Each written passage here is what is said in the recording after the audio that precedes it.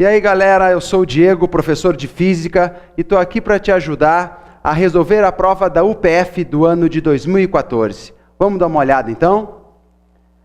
A primeira questão da prova, questão de número 49, começa assim. Em uma fábrica de bebidas, um robô fixo procede ao fechamento das garrafas cheias, colocando 5 tampas por segundo. As garrafas, que estão em uma esteira rolante, deslocam-se para a direita. Entre os centros das garrafas, há uma separação de 10 centímetros. Considerando essa estrutura, pode-se afirmar que, para o sistema funcionar corretamente, a esteira deve ter. E aí vem as alternativas, né? Se ela deve estar uniformemente acelerada para a direita, se ela tem que se deslocar com uma velocidade de 2 centímetros por segundo, com uma aceleração de 2 centímetros por segundo ao quadrado para a esquerda, descrever um movimento retilíneo uniformemente variado, com velocidade inicial de 50 centímetros por segundo, ou ainda descrever um movimento retilíneo com velocidade constante de 0,5 metros por segundo. Vamos dar uma olhada. Lembra que o robô colocava 5 tampas a cada segundo, né? 5 garrafas, portanto. Eu coloquei aqui o desenho, isso aqui era para ser uma garrafinha, né? Da primeira garrafa. Então, imaginemos que o robô, eu vou fazer o papel do robô aqui, esteja nessa posição, a garrafa começa desde lá do início da esteira, a primeira garrafa vem e o robô coloca a primeira tampa. E assim sucessivamente. A segunda garrafinha, que viria daqui, percorreria essa distância que nem a primeira garrafa, e ele colocaria a segunda tampa, até a quinta tampa, a quinta garrafa. Lembra que no enunciado ainda, ele diz que cada garrafa, a distância entre os seus centros, é de 10 centímetros. Então, quando vem a primeira garrafa para colocar a primeira tampa, ela percorreu 10 centímetros. A segunda garrafa vem, percorre mais 10 centímetros. A terceira, mais 10 centímetros, já foram 30. A quarta, 40 centímetros. E a quinta, mais 10 centímetros, fechando 50 centímetros. Então, observa que a distância total, somando as 5 garrafas, dá exatamente 50 centímetros. Eu vou colocar aqui, ó, distância 50 centímetros. Dividindo por 100, nós temos o equivalente a 0,5 metros. Essa foi a distância, né? Todas essas 5 tampas são colocadas dentro do intervalo de tempo de 1 segundo. Isso tudo no enunciado, lembra? Então, vamos jogar os dados lá na fórmula.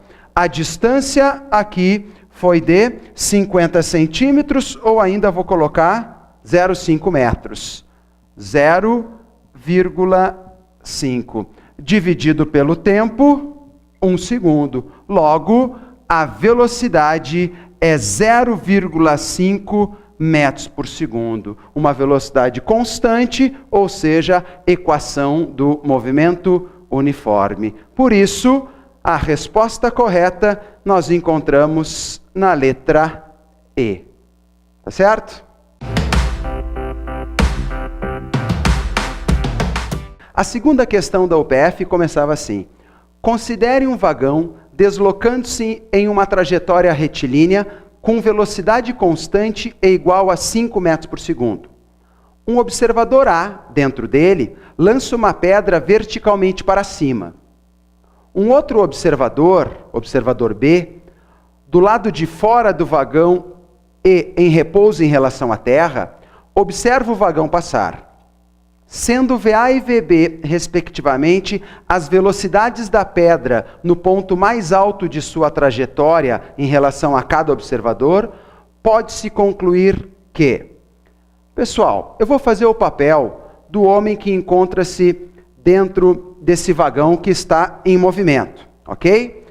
Eu estou aqui com a pedra na mão, e quando eu lanço a pedra, lembrando que o vagão desloca-se com velocidade constante, o movimento dele é uniforme, a velocidade não aumenta nem diminui. Então, quando eu lanço a pedra para cima, o que vai acontecer? A pedra para vocês aí que farão o papel do segundo observador, do observador B, né? Observem que no momento em que eu lanço a pedra, vocês perceberão que a pedra apresentará uma velocidade vertical, que eu vou chamar de VY, né, no eixo vertical. Apresentará uma velocidade VY, uma velocidade vertical, mas também uma velocidade horizontal, porque eu, dentro do vagão, me desloco para a direita, se o vagão estiver se deslocando assim, não é mesmo? Então, eu vou apresentar uma velocidade que é a própria velocidade do vagão, uma velocidade Vx.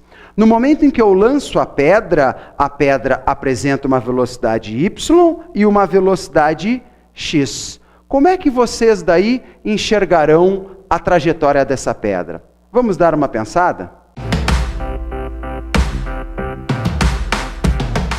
Pensando juntos, então. Observem aqui, como eu falava antes, a pedra, assumindo as duas velocidades, Vx e Vy, apresenta uma resultante aqui na diagonal. Então, essa velocidade, a gente chama isso de lançamento oblíquo, né? Essa velocidade eu estou decompondo em Vx e Vy. Lembra que esta velocidade no campo horizontal, na dimensão horizontal, ela é constante, que é a própria velocidade do vagão. O teste nos colocava que essa velocidade era de 5 metros por segundo. Então, se ela começa com 5, continua com 5 até o final do movimento. Observem, então, que eu estou completando aqui. O Vx, a velocidade horizontal, é 5 metros por segundo. O Vy, ele não nos coloca nenhum valor, mas o Vy, observa aqui pelo meu desenho, que vai diminuindo. Vamos inventar um valor qualquer aqui. Digamos que aqui a velocidade y era 20 metros por segundo. Admitindo a aceleração gravitacional 10 metros por segundo ao quadrado, podemos dizer que a velocidade de 20 diminui para 10. Num primeiro segundo de movimento, a velocidade diminuiu de 20 para 10. Vai diminuindo de 10 em 10 metros por segundo a cada segundo que passa essa velocidade Vy. No próximo segundo de movimento, quando ela estiver lá no ponto mais alto da trajetória, no topo, o Vy será 0, nesse nosso exemplo aqui. Ok? Então, observem. Para vocês que estão aí, do outro lado da tela, fazendo o papel do observador B. Depois dá uma olhada aqui no enunciado. Observador B era quem estava de fora do vagão. No momento em que a pedra se encontra no ponto mais alto da trajetória, vocês perceberão apenas o aspecto horizontal da velocidade, só a dimensão horizontal, o Vx, porque o Vy foi diminuindo e chegou a 0. Depois, na descida, o Vy inverterá para baixo e aumentará de 10 em 10 metros por segundo a cada segundo que passa. Mas ele pergunta no ponto mais alto. Então, no ponto mais alto, vocês não têm Vy, e tem o Vx. Então, observe aqui comigo que o VB, o observador de fora do vagão, vocês no caso, tem que ser 5.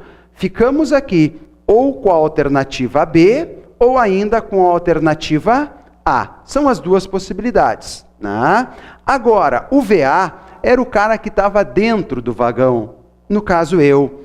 Observem que, quando eu estou com a pedra na mão, dentro do vagão em movimento, eu lanço a pedra, ok? Dali a 1 segundo, digamos, eu como estou indo para a direita, pois estou em pé no vagão, estou aqui assim, né? A pedra vai me acompanhar, porque a pedra apresenta uma velocidade Vx horizontal, que é a própria do vagão, que é a minha também. Então observa que vai acontecer, vou tentar fazer uma animação aqui, né? Bem rústica, mas bem simples, mas acho que vai ser eficiente. Quando eu lanço, 1 segundo depois eu estou aqui e a pedra me acompanha. 1 segundo depois eu estou... Vem comigo, cameraman. 1 segundo depois, a pedra me acompanha. 1 segundo depois, a pedra vai me acompanhando. Então, vou voltar. Eu olho para cima e a pedra está sempre acima da minha cabeça. De tal forma que depois ela cairá na minha mão, né? Lá no final do movimento. Pessoal, eu, olhando daqui, vou enxergar a trajetória dessa pedra como... Não uma parábola como vocês enxergam daí. Eu vou enxergar uma trajetória retilínea, na vertical aqui. Eu só vou ter a dimensão do VY. Logo, para mim, a velocidade aqui, x, não existe. Só existe o VY. Quanto é que vai ser a velocidade da pedra em relação ao observador que está dentro? 0. Para vocês perceberão o Vx, 5. Eu não, só vejo o VY, Só vejo o VY entre aspas, claro, mas você entendeu. Vejo o VY, é a única, 0. Por isso, voltando aqui, a resposta é letra B. Para o observador A, dentro do vagão, 0 é a velocidade da pedra.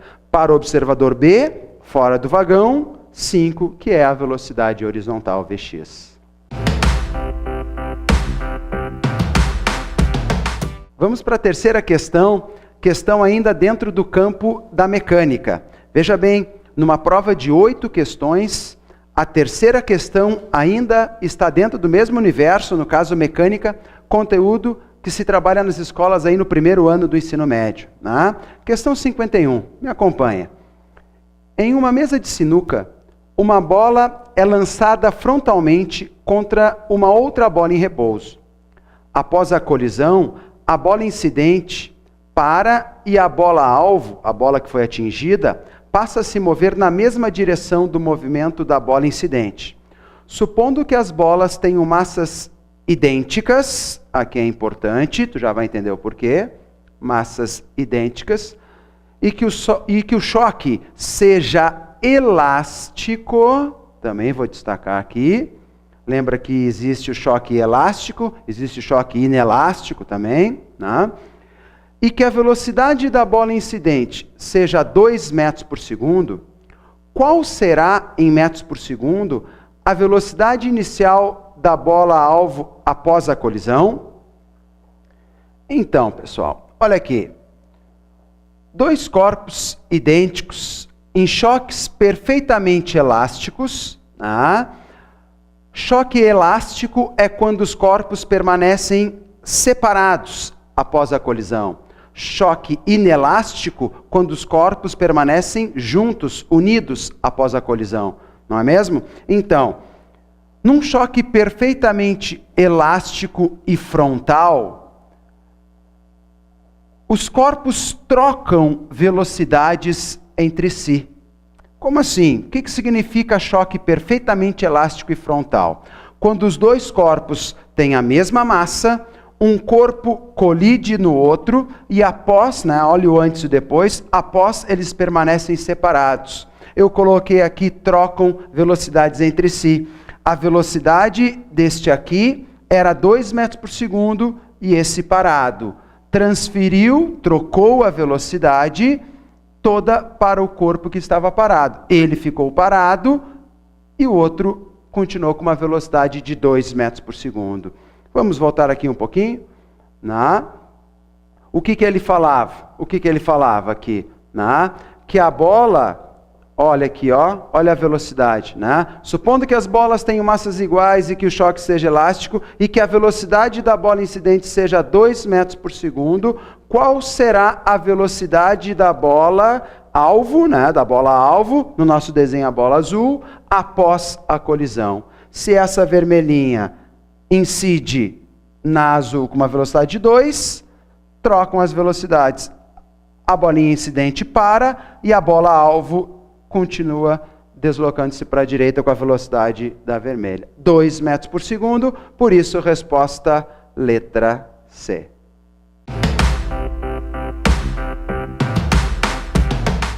Essa então é a 4ª questão da prova. Questão sobre hidrostática. Questão 52 nos diz assim: um bloco maciço de ferro de densidade 8 gramas por centímetro cúbico, com uma massa de 80 quilogramas, encontra-se no fundo de uma piscina com água, cuja densidade é 1 grama por centímetro cúbico e a profundidade de 3 metros.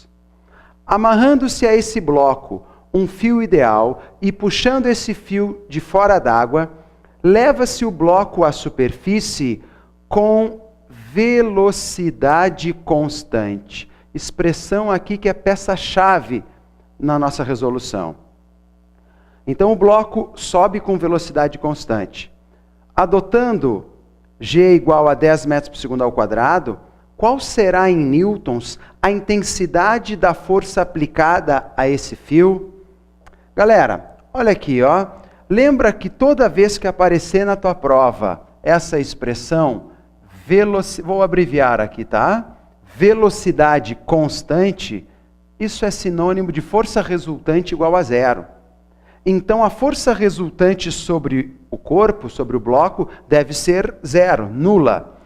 Já com o desenho aqui, a gente pode perceber, eu tenho a força F, a força do fio, tenho também a força de empuxo, né, aquela força que aparece neste bloco quando submerso na água, né, essa força aqui vertical para cima, a força de empuxo, e ainda para baixo o peso do bloco. Se a resultante deve ser nula, então a soma das duas forcinhas aqui, a azul e a preta, deve ser exatamente o valor da força-peso. É o que eu coloquei aqui na expressão, ó. Força F mais a força de empuxo deve equilibrar a força-peso. Esse é o ponto de partida. Lembrando que a pergunta da UPF foi o valor da força F. Né? O valor da força F é quanto? Então nós vamos descobrir. Mas, empuxo. Qual é a fórmula do empuxo? Tu atrás aí, atrás da tela. Lembra qual é a fórmula do empuxo? O empuxo é μVg. Donde o μ é a massa específica do líquido, no caso da água. Né? Observa que a massa específica, a densidade absoluta, se quiser chamar assim, da água, eu já transformei, porque aqui no enunciado, olha a pegadinha, o que nós temos na terceira linha? Nos forneceu a densidade da água, mas em grama por centímetro cúbico. Para um pouquinho, lembra aqui comigo, existe uma regra prática para converter. De grama por centímetro cúbico para quilograma por metro cúbico, multiplica-se por 1000. Então, eu já botei aqui, aquele 1, já botei em 1000 quilogramas por metro cúbico. Tá? V é o volume do fluido deslocado, o volume de água que foi deslocado. E G, a gravidade, aceleração gravitacional. Observa que nós não temos o volume de fluido deslocado. Né? O peso nós temos, ainda na nossa relação de dados. Se a massa é 80 quilogramas, massa vezes gravidade, o peso é 800 newtons. Né? Então eu tenho que saber a força F, a densidade da água eu tenho, a gravidade eu tenho, o peso eu tenho, preciso descobrir o volume de fluido deslocado. Nos nossos conhecimentos da hidrostática, lembra que o volume de fluido deslocado é exatamente igual ao volume do corpo que está submerso nesse fluido. Não é mesmo? Então esse bloco que está dentro da água, quando eu coloco ele dentro da água, quanto que ele vai deslocar de água? Exatamente o próprio volume.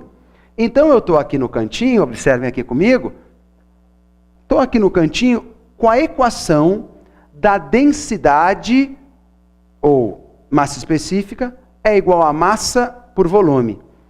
Densidade do corpo, a massa específica do corpo é quanto? É 8.000. Da onde que eu tirei? Volta aqui comigo, estamos passeando bastante aqui. Está aqui ela, ó. Um bloco apresenta uma densidade de 8 gramas por centímetro cúbico. Transformando, multiplicando por 1000, então aqui eu coloco 8.000. 8.000 a densidade do corpo. A massa dele nós temos, a massa é 80. O volume, só vou botar assim, o volume do corpo é qual? Troquei aqui, então fico com 80 dividido por 8.000, certo? Logo, o volume do corpo é 0,01, no caso, metros cúbicos. Se o volume do corpo que está submerso é 0,01, é exatamente este valor aqui que vai subir de água. O volume de água deslocado será 0,01. Então, uma pausa para continuar a continha aqui.